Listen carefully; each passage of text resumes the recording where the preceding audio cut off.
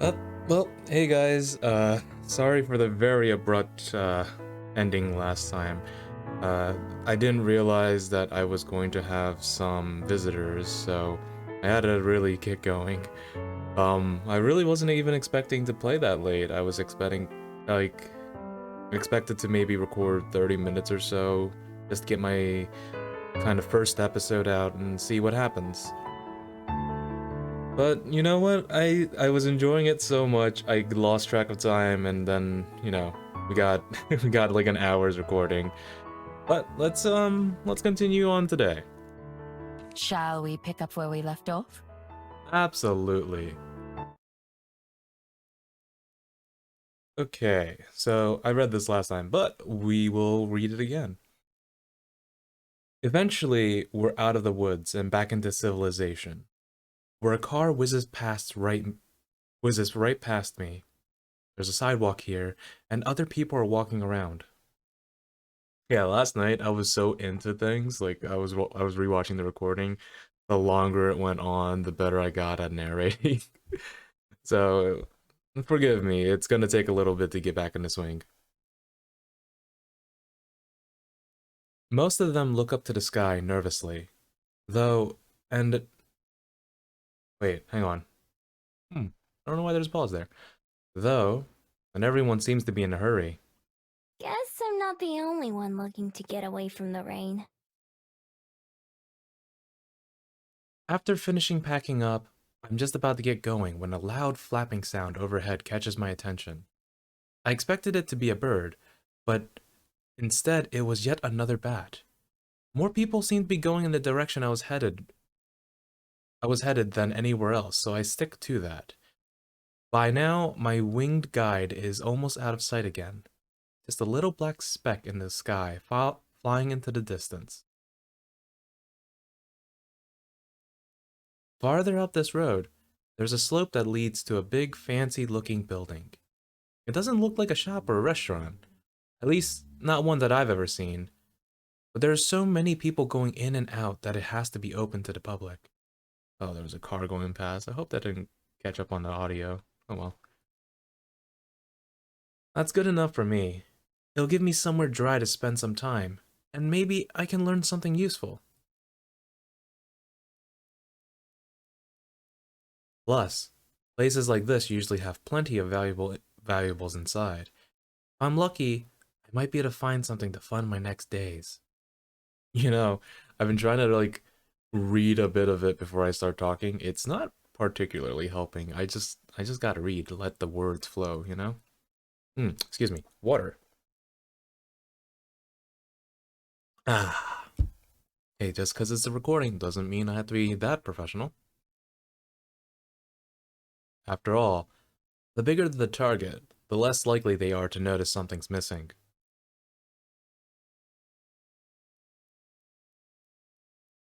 The sturdy oak door isn't as heavy as it looks.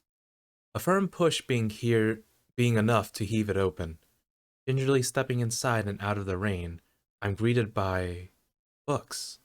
Lots of books.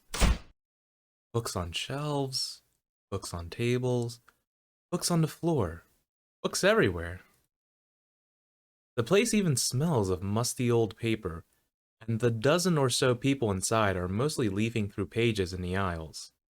The odd silence about the building is striking, given how many are around. It doesn't look like a shop, so I assume this must be a library. I've heard of them, but I've never been in one. No point, since I can't read at all. But it's warm and cozy, and very dry, so it'll do just fine. There's a desk near the entrance with a computer on it that I assume would be where I check in. It's unattended, which is good for me. I take a seat in an empty chair nearby and sit back just to observe for a bit. There are plenty of people, but it's not too busy.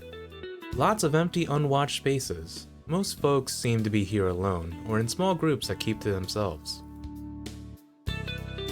There's not much conversation going on, and what there is all whispered. Nobody gives me a second glance, which is a good sign. It Probably means I'm not breaking any rules just by being here. Behind the desk, there's a hallway leading deeper into the building, and I peek around the corner to see what's back there. All I can see are some shut doors, and at the very back, a staircase. After glancing around to make sure no one's watching, I sneak down the hall and try a couple of the doors. All of them are locked. I could probably pick them if I wanted to. No sense trying to do that now, though. Is there anything more valuable around? An antique clock or vase would be perfect. Sadly, it's almost all books. Books and small trinkets that look pretty worthless, not even worth the trouble of stealing. At least it's got a roof. I do spot a couple. I was doing so well. I do spot a couple of promising items, like a set of old coins, and memorize their locations. I wander back to the main area where I came in. Outside, it hasn't started raining yet. It's only a matter of time. The wind is loud and gusty, and even opening the door is enough to make me shiver. That's because you're like wearing a skirt, like a mini crop top, and I guess you have a jacket, but like, I doubt you're actually wearing it properly. If nothing else, I can probably wait out the rain here, but my poor abandoned snacks back at the den. What a waste. Can't do anything about it now, though. Should keep looking around. I move slowly through the area, never going beyond what seems to be the public area. Pretend to inspect a few books, picking them off the shelves and flipping through the pages. I'm actually mapping out the place in my head. Doors, windows, and potential places to hide. Things like that. Most of the time, this kind of info is unnecessary. It's been at least a few decades since I've had to make a dramatic escape from anywhere. At this point, plotting an escape route is just a habit. Overall, I like what I'm seeing. Even with the locked doors and off-limit hallways, there are a lot of nooks and crannies that would make good hiding spots, especially as a fox. From the thick dust that coats a lot of these areas, I can tell they don't get a lot of visitors. If I'm careful, I might be to go a whole week or more without being noticed. As long as I can get in and out of the building easily, that is. And with the huge windows that line the back wall, it seems easy enough too. I weave around a couple of shelves that are taller than I am, heading for the far back corner. I peer around the corner of the last aisle just to make sure I'm alone. But I'm not. At a small table by the window sits a woman with a small book in her hand, resting against her fingers. She's perfectly still, but mouths the words on the page as she reads. She's tasting them instead of seeing them. Her expression has the distant look of someone way off in their own world, far away from this one. She looks so at peace that I think she must belong in that other world. She's beautiful and elegant, in the same way as a painting, with the light from the window shining on her like a display. I duck back behind the bookshelf, pressing one hand to my racing heart. My other bumps against one of the books on the shelf, and it falls with a dusty thump. Okay, I see your type. Cursing my clumsiness, I silently back away in case she decides to investigate, but she doesn't leave her chair. I suppose it's nothing. She turns and gazes out the open window. At what? I don't know. A moment later, she returns to her book and leaves this world again. I stay hidden, my face still burning a little bit. Yes, I think this will be a perfect place to spend some time. Suddenly, there's a much louder boom than the one I caused as the thunder rumbles outside. A few people around the library startle at the sound and look around. Sighing, The girl in the chair pulls the window beside her closed, the first drops of rain falling not a minute later. I'll investigate the windows later. Right now, I don't want to bother her, so I head back to one of the plush chairs on the other side of the library and take a seat. I could be here for a while, depending on how long the rain lasts, so I might as well get comfy. I find a few books that have more pictures than words and curl up in one of the soft chairs to flip through them. There aren't as many of those ones, and I go through the stack pretty fast. It takes long enough for the rain to start, though. The longer I read, the louder the pounding of the rain and the howling of the wind become. Guess it's not letting up anytime soon. I can't complain, though. This library is pretty cozy by my standards. It's warm and safe, and nobody tells me to go away. They even have snacks. More than once, I get up and walk around the library again, even though I've got most of it memorized by now. I take note of things, like a child stuffed toy that's lying on the floor in one section, or the thin blanket that's stuffed between a bookshelf and the wall. On my third or fourth trip around, I finally find something I've been looking for. In one of the far corners, totally opposite from where I saw the reading girl earlier, there's a single chair and a small table. On the wall nearby is a portrait. The painting itself is of a girl with light brown hair, and I barely pay any attention to that. What I'm interested in is the frame. Lovely. It looks like it might be made of gold. It certainly shines like it. It's carved intricately into the shape of waves, flowing up and down. It's gotta be worth something.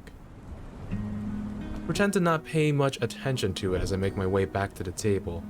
There are too many people around for me to be able to try and sneak it out. It's too big to fit under my jacket without being obvious. That just means I'll have to come back some other time. Maybe once this place is closed. The hours pass by, and the storm continues. I'm kind of disappointed about losing a whole day, especially so soon after arriving. But it's not like I'm in any sort of a hurry. I pat one of my pockets, feeling the familiar and reassuring weight of the paper scroll that's tucked away there. That scroll is the only thing close to a purpose that I have, and it's not particularly urgent. Or at least I don't have any way to deal with it faster.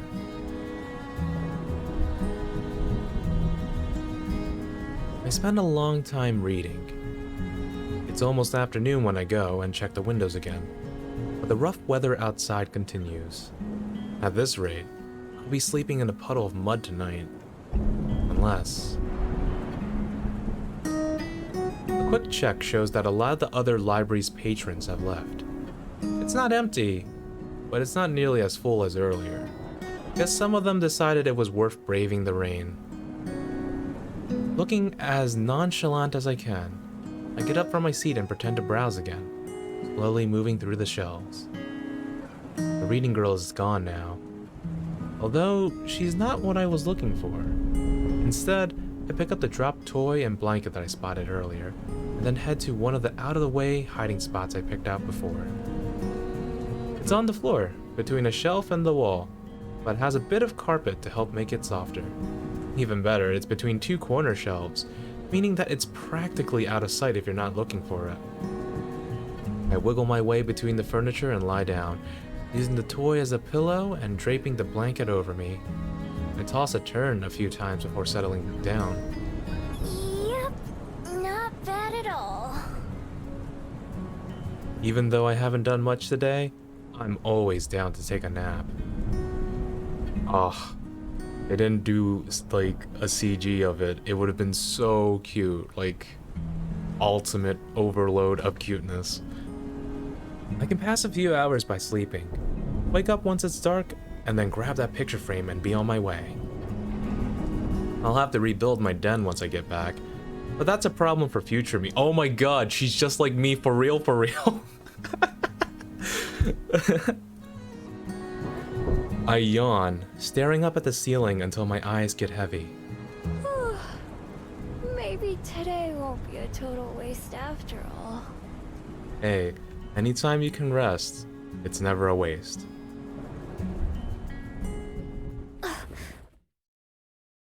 The soft sound of cloth rustling wakes me from a dreamless sleep.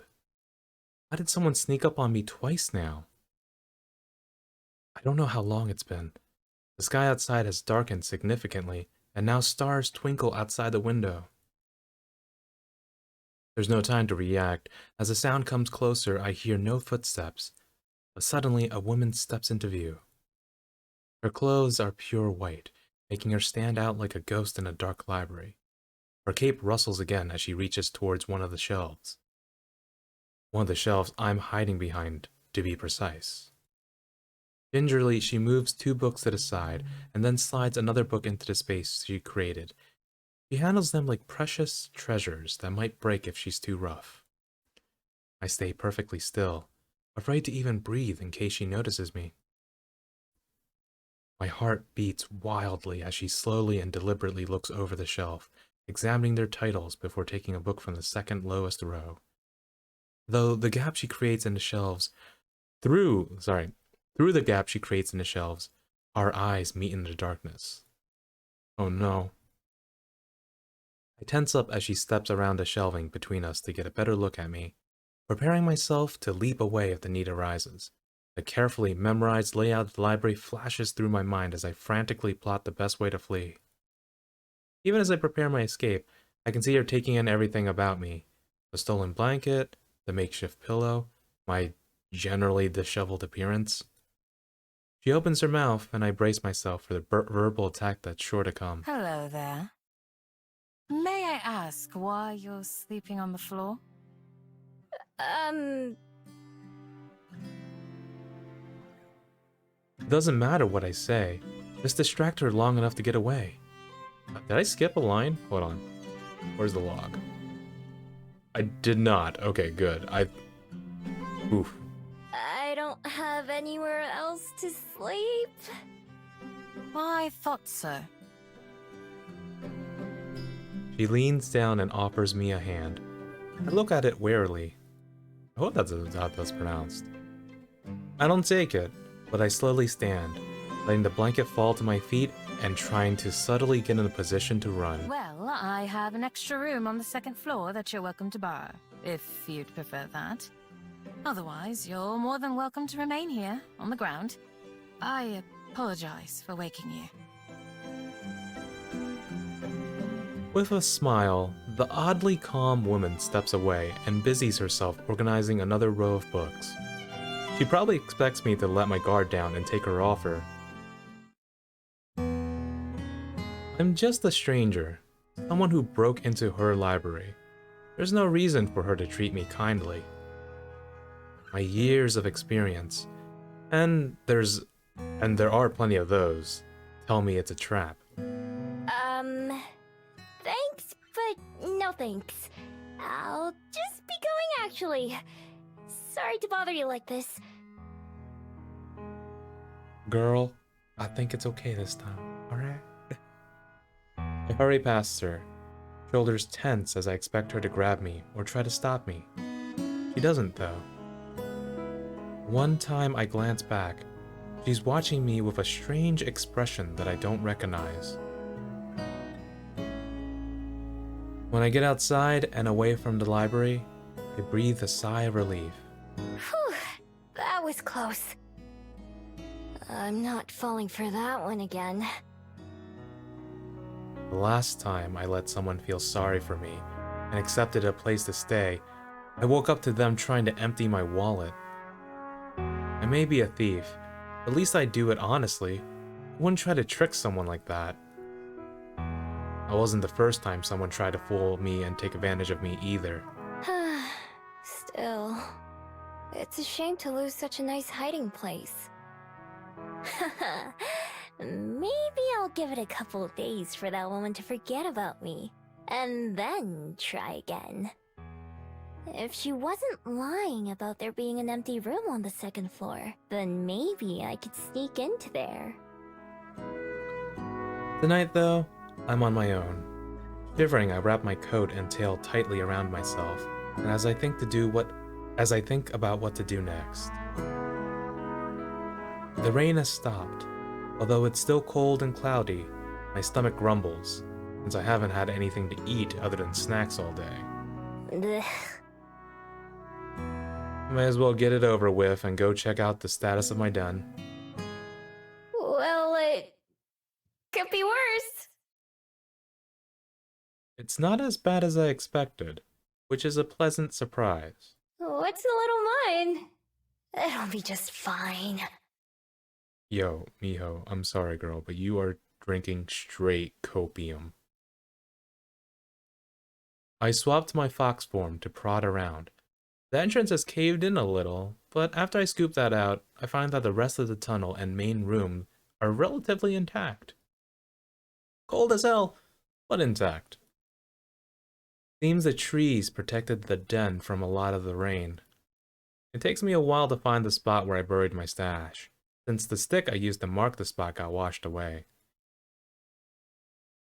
Eventually, I located it, though, and started digging. The cold mud makes my paws dirty and sore, and little flecks cover my fur. After I reach the soggy plastic bags, I shake myself clean before opening them as a human. Some water has seeped through, and I open the spoiled items before tossing them away. I'm not too picky, but I have plenty of other snacks to choose from.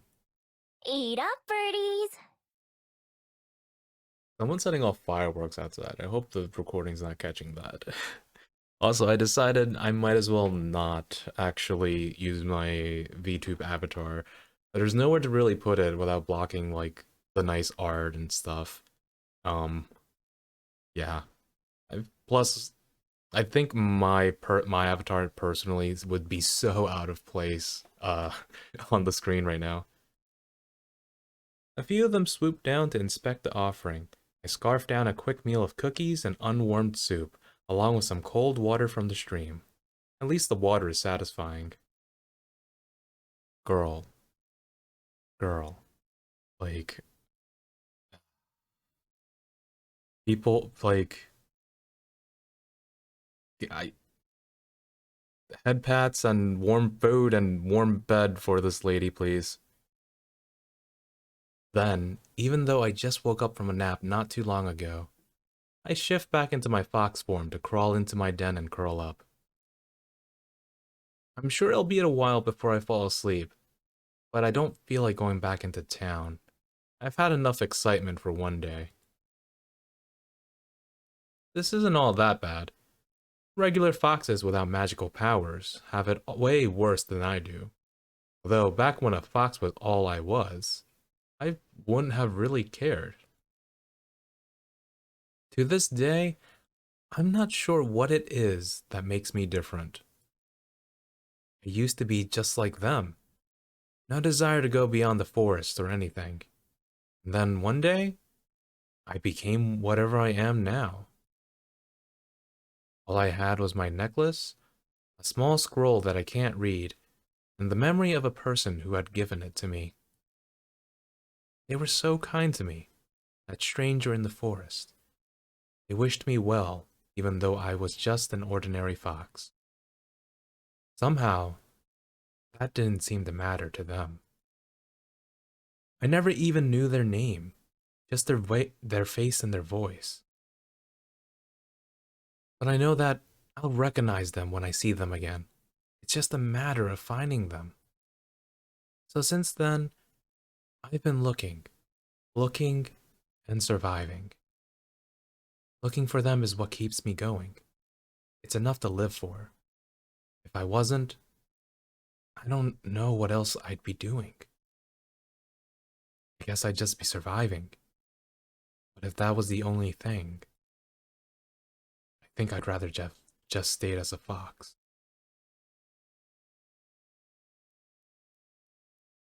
Standing outside my den in human form, I take stock of how things stand.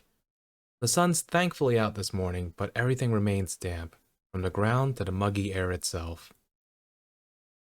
The chill in the breeze is the worst, making me shiver every time it hits me, The Bell House was pleasant when I visited a couple of days ago, so I decided to head down towards the main street and get a coffee there while working out my next moves. Damn, it's been a couple of days? Coming to the door of the cafe, I pause and wipe my feet on the mat outside. The human fascination with surrounding themselves in concrete makes a little more sense as I work the mud off my feet. With that, I finally head inside, only to stop in my tracks as the door shuts behind me. Standing behind the counter is the same girl who I saw reading in the library yesterday, talking with a customer as she takes her order. That gentle aura about her is unmistakable. The person in front of me finishes their order and I step up to the counter. Good morning. Welcome to the Bell House. What can I make for you today? Listen, I'm not even gonna attempt an accent if I have to read her lines. Oh, hi. I'll have... A vanilla latte? No, that's boring. What do you recommend? I want to try something new. Flirt. I'm glad you asked. I was just thinking that you look like the sort of person who would enjoy one of our Fairy Kiss chillers. It's one of our signature drinks, with a vanilla gelato base and a mint chocolate chip swirl. Oh, that sounds so good. I was planning to get something warm. That does sound pretty good. Okay. Give me one of those then. Perfect. And could I get your name, please? It's Miho. She scribbles something onto the cup and finishes it with a big flourish. I'll have that right out for you. Thanks. I pay and then go take the same seat as before, next to one of the windows. It's pretty empty in here again, so I can sit wherever I want. Before the barista starts making my drink, I spot her writing something else down in a little notebook. She glances my way once or twice while she does, but I pretend not to notice. Wonder what it is. The barista yesterday didn't write anything down. Anyway, I've got more important things on my mind.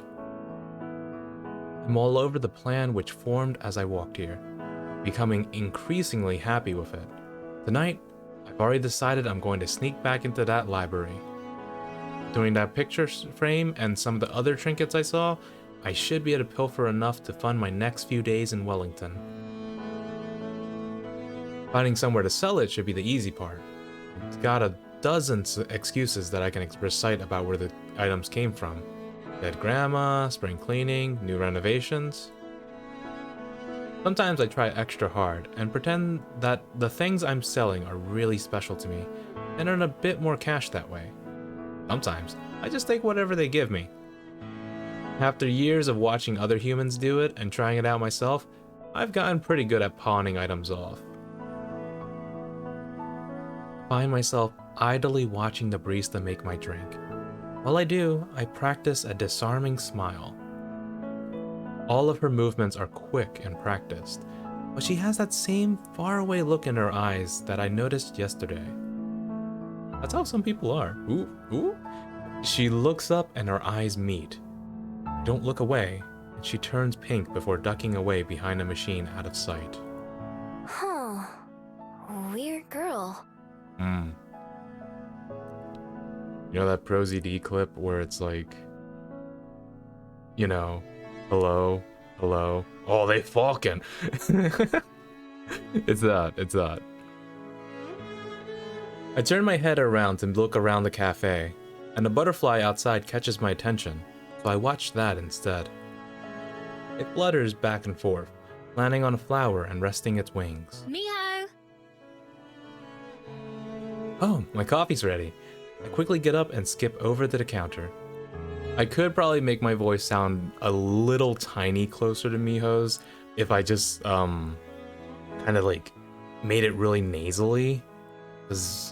I'll wait for the next clip, but you'll see. Cup in hand, she starts to head over to give it to me. But then, several things happened at once. Oh no!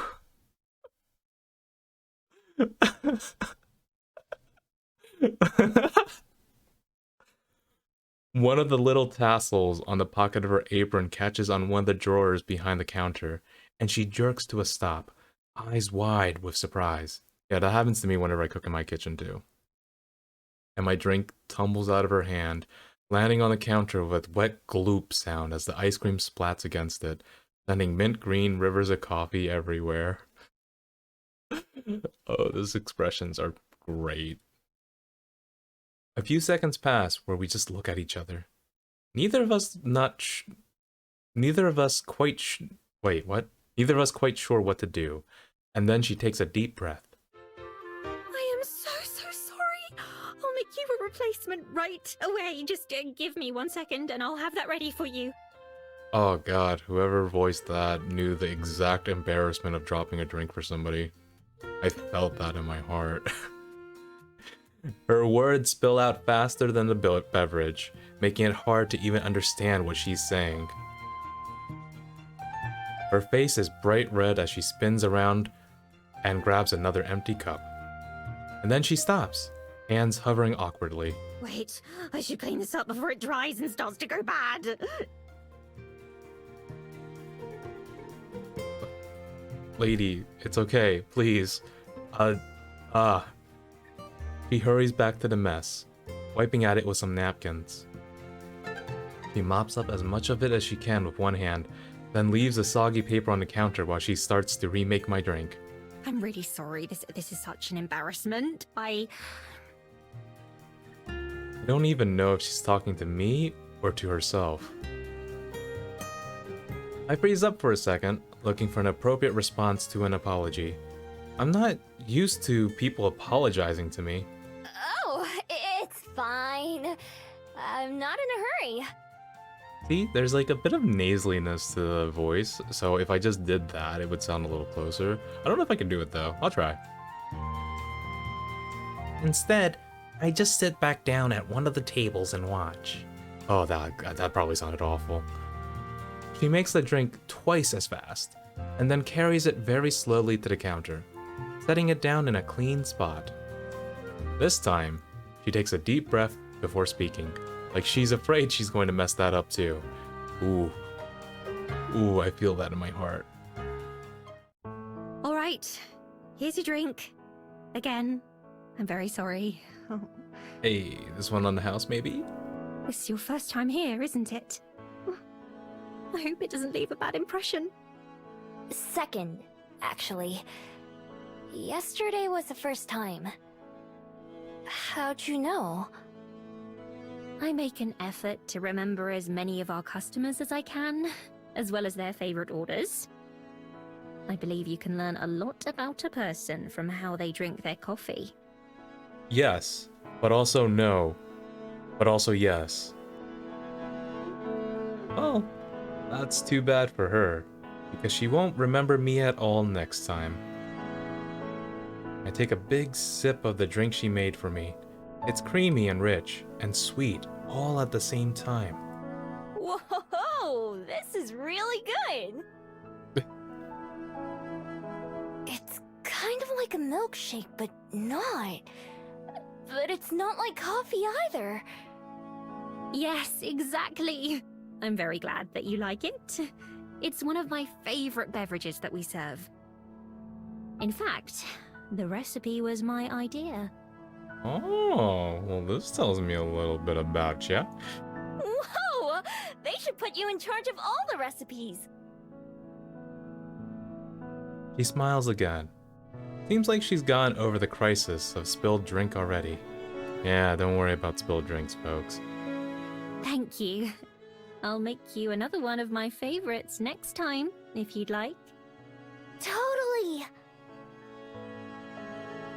At least I'll know what to order next time, even though I'll have been forgotten. I'm already thinking of this place as my go-to coffee shop, and especially since it's in a convenient area. with tasty drinks and cute baristas. I don't have a reason to go anywhere else. A knocking sound from the employee area gets both our attention. Hey, Aspen, can you set another batch of croissants? Oh, sure. I'll be right there. Aspen, okay. She calls back over her shoulder and then looks back to me briefly. Have a nice day, Miho.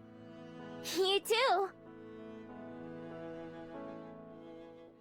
With a wave, she gathers the trash from the cleanup and throws that away before disappearing into the back. So her name is Aspen. That's a pretty name. I'll have to try and remember that. Getting up from my seat, I decide to head back outside for some fresh air, sipping my fairy kiss chiller as I go. I head out the door and onto the increasingly busy main street. You know what? Maybe I'll make that drink, like, as a video. I gotta go back in recording and see what she described it as, but, ooh. You know, that's like a nice, 5-minute video to watch? Ooh. And I get a tasty snack out of it. I already know my plans for tonight, but I've still got some time left to kill before then. What should I do? Okay. Calm down. This is where we get to play video games. Alright, I guess there's gonna be separate routes and stuff. Okay, so I'm going to save. This is our first official save. I don't think I'll be saves coming, so I'm just gonna stick with what I want to do. I can meet somebody at Mount Victoria, they have a hat, or I can meet somebody at the Oriental Bay. You know what? We haven't been to the bay, we've been to the mountains, so let's go there. It's not far from where I am to the beach, so I decide to head down there. Passing through the city streets, I recognize some of this area from my first day here, when I was running from the Skyport guard. Whew. Glad that guard chased me in this direction, or I'd have never found the Bell House. And really, that's been the highlight of Wellington so far. You got a sandwich? When I get down to the beach, I take a moment to enjoy the salty sea air. From this level, it's impossible to tell where the ocean ends and the open sky begins. I can see the Skyport from where I am, with a few older ships anchored in the harbor close by. While admiring the view, a worried-looking lady comes up and waves for my attention. Hi, I'm looking for my son. He's about this tall and wearing a red sweater. His name's Tommy. Have you seen him? Nope. I haven't seen anyone like that. I just got here. Okay, thanks. Oh, I forgot to put the menu away, my bad. She walks away in a hurry, looking right and left as she goes to ask someone else. Humans sure do have it rough. A lot of things have it rough. Since they can't smell or even hear most things, it's a wonder they don't get lost more often. I amble along the waterfront, watching all the people as I go. Like Cuba Street, there's a lot going on. I completely screwed that one up. Under a nearby bridge, a group of 3 mermaids are racing each other. Close to the bridge are a bunch of people fishing, with a stressed-looking guy running back and forth between them. Next to a boarded-up market stall and some big crates, I notice something weird. There's a fabled, a big flower on their head that spins like a propeller. They're using it to drift in small circles above something near the crates. I have to check it out, of course. Nobody else pays attention. I wander over and take a look. The fabled stops spinning as I approach and gives me a helpless look, but doesn't say anything. On the other side of the crates, out of sight from the path, there's a little boy sitting on the ground, with his back to one of the wooden boxes. Are you Tommy? The kid jumps, totally surprised. Oops. He scrambles up and looks at me with wide eyes. How'd you know? That's not a red sweater, though. Your mom's looking for you. She seemed pretty worried. His expression goes from surprised to sullen real quick. I don't care. I don't want to go with her. Kid, you want to talk? Why not? Why are you over here instead?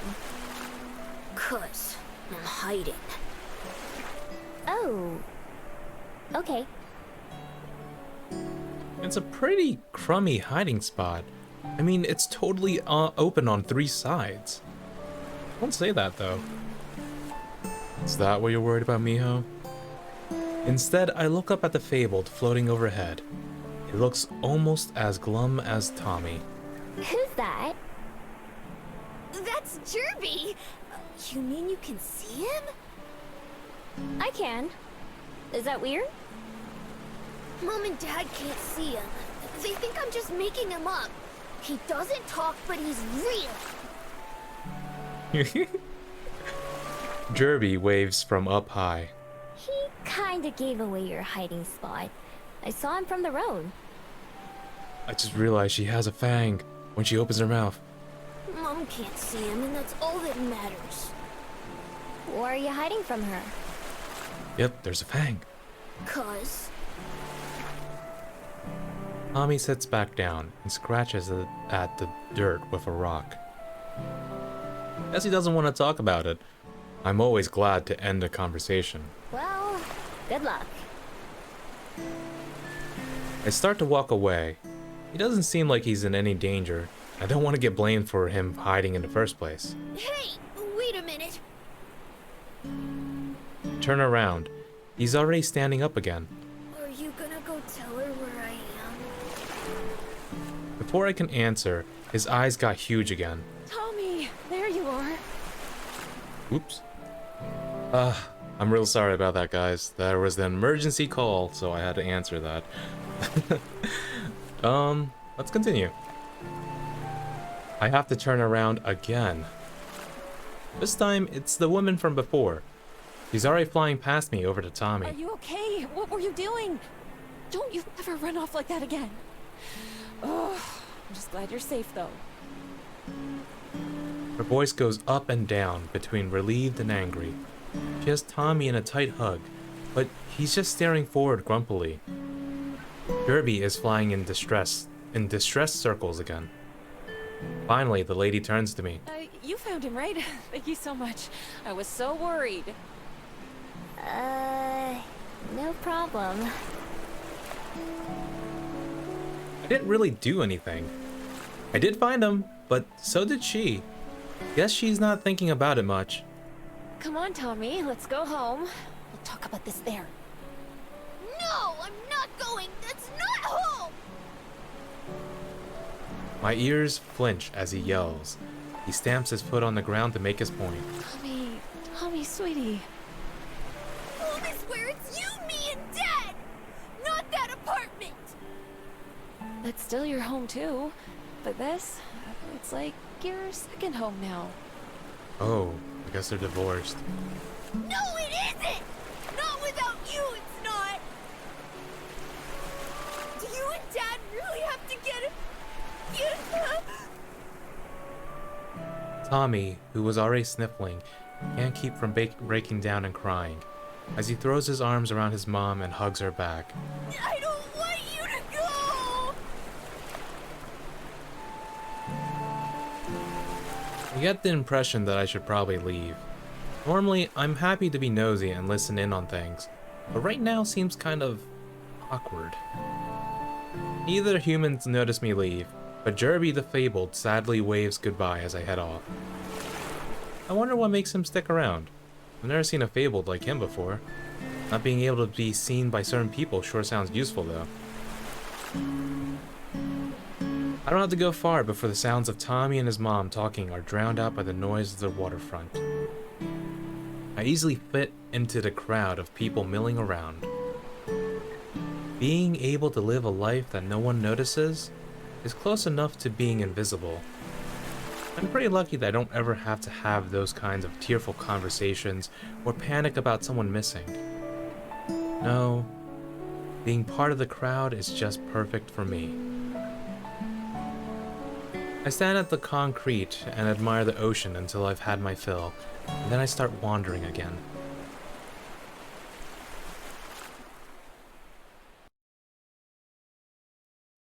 Okay. I can visit more areas. Ooh, okay. I have plenty of time to kill, and also plenty of restless energy. I decide to go for a walk up Mount Victoria, just to give myself something to do. I take the long way up this time, instead of taking a bunch of shortcuts like usual. It winds through the neighborhoods, and then back out again, with only the occasional car passing by on the street. Compared to some of the other cities I've been in lately, the air here is a lot cleaner, and the smell of nature shines through. It can't compare to being out in the wild for real, of course, but it's nice to not be choking on exhaust fumes everywhere I go. The houses are weird though. Many of them sit up on tall legs like giant bugs with windows for eyes. More people seem to be coming down the mountain than going up it. Lots of them zip past on bikes or skateboards, while others are jogging or just walking. This path is longer than I thought.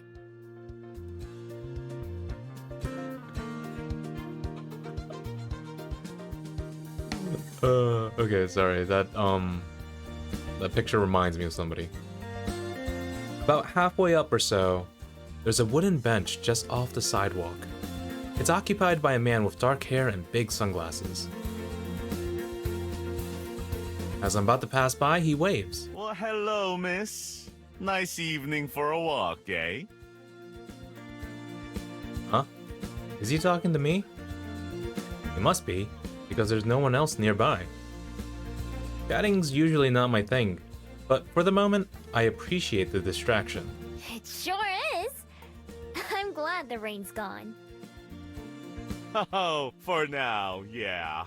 It's never gone for long, though, is it? That's so. I'm new here. I didn't even think it would rain since it was so sunny the day before. Ho ho ho! You've gotta watch out for that around here. Mother Nature's real fickle these days. One minute you're on the pier, enjoying the sunshine. Next minute, Oops, I guess I clicked too fast? He makes a whoosh sound with his breath and a wavy motion with his hands. storm clouds as far as the eye can see. That's just Welly for you, though. You live with the sunshine and the clouds. Where are you from, then? Guessing you're not a Kiwi? Nah, I'm a fox, not a bird. The man laughs, a deep belly laugh. Like usual, I'm not sure what I said that was funny. Not like that. Although those little guys are cute. A Kiwi is a word for us New Zealanders in general. Huh. So it's a bird, a fruit, and people. Yeah. You've got it. All three are delightful. Green kiwis are really, really tart.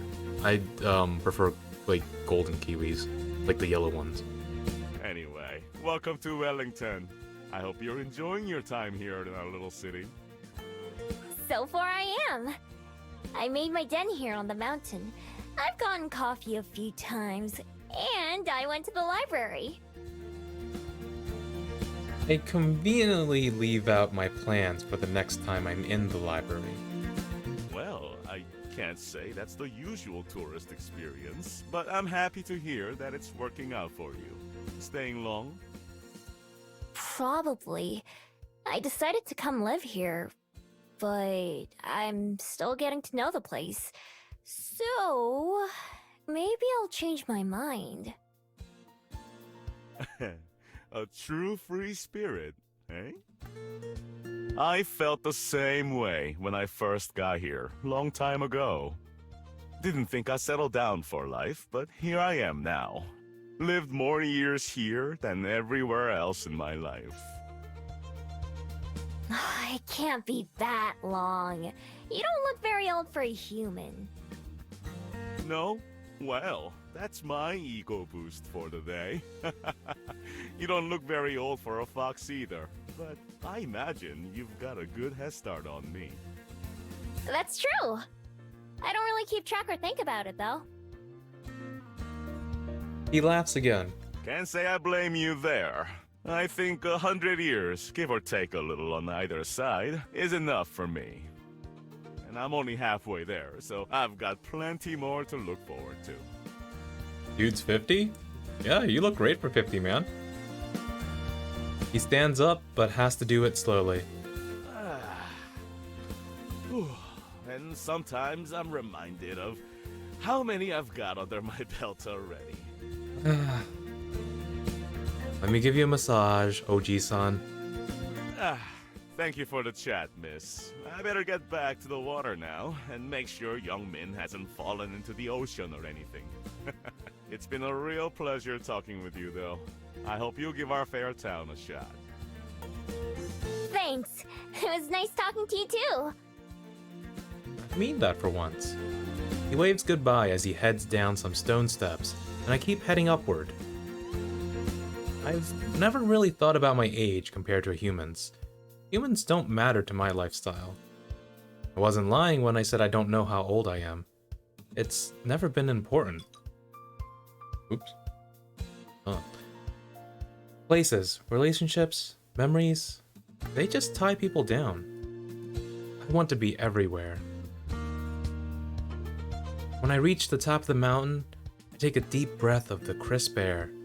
Wind blows my hair in every direction and I can't keep it out of my face. The wind is wild and goes where it wants. It doesn't answer to anyone, and that's how I want to live my life too. Free spirit. That's what the man called me, and I like the sound of it. I can see the smudges of a few people down by the beach and on the pier. Is one of them the man I just met? There's no way to know. From up here, they're just tiny little blips, impossible to tell apart from each other. Oh dude, someone is blowing up my phone. Look how unprofessional I am. I don't even just put my phone on silent when I record. Once I've had my fill of the view, it's time to get on my way again. I turn my back on the people and start making my way down once more. Okay, it's time to head to the library and do our little theft. But that will be for next time. I hope you all enjoyed this. It's a return to basics, you know, another Let's Read. Yeah, see you all next time. Once again, thank you for watching. Until we meet again, then.